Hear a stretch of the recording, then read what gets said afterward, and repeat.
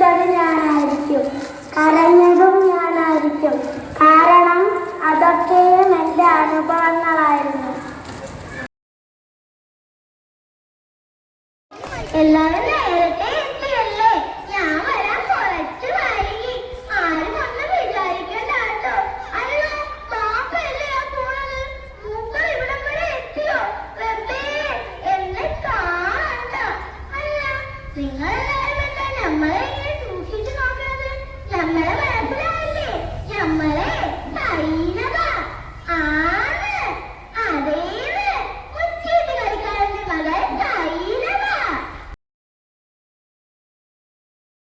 പേര് പറഞ്ഞില്ല. നാരായണി. സുന്ദരമായ പേര്. വയസ്സ് 22. നല്ല സുന്ദരമായ വയസ്സ്. നാരായണി. നമ്മളേതാണ്ട് ഒരുമിച്ചല്ലേ ഈ പേരിൽ വന്നത്. എനിക്കിത് റോസാ ചെടി തരുമോ? നാരായണിക്ക് എങ്ങനെ അറിയാം ഇവിടെ റോസാ ചെടി ഉണ്ടെന്ന്? പേരല്ലേ, എല്ലാം എല്ലാവരും അറിയും. തരുമോ?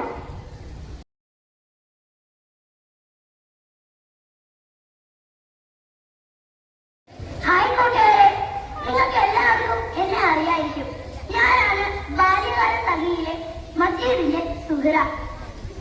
മജീദേ, എവിടെയാ? എനിക്കും കൂടെ തരൂ ഒരു മാമ്പഴം. ഒന്നും വലിയ ഇമ്മിണിയൊന്ന. ഒന്ന് രണ്ടാണെന്ന് ആർക്കറിയാത്ത? കണക്ക് പട്ടിയും ഗുണന പട്ടിയും എത്ര പ്രാവശ്യം പഠിപ്പിച്ചതാ? നാരായണപിള്ള സാറ് എത്ര പ്രാവശ്യം പറഞ്ഞതാ? ആലോചിച്ച് ഉത്തരം പറയാവുള്ളെന്ന്. ശരി, എന്നാ ഞാൻ പോട്ടെ. അസ്സലാമു അലൈക്കും മക്കളെ. ഞാൻ നിങ്ങളെ പാത്തുമ്മ താത്ത. നിങ്ങളെന്നെ ഇക്കാനെ അറിയോ? ബഷീർ കാക്ക, ബേപ്പൂർ സുൽത്താൻ ഇക്കാന്റെ പെങ്ങളാണ് ഞാൻ.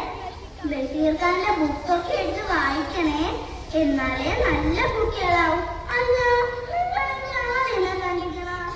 നിങ്ങളാരെങ്കിലും എന്താണ് കഞ്ഞോളം കൊടുത്തിരുന്ന?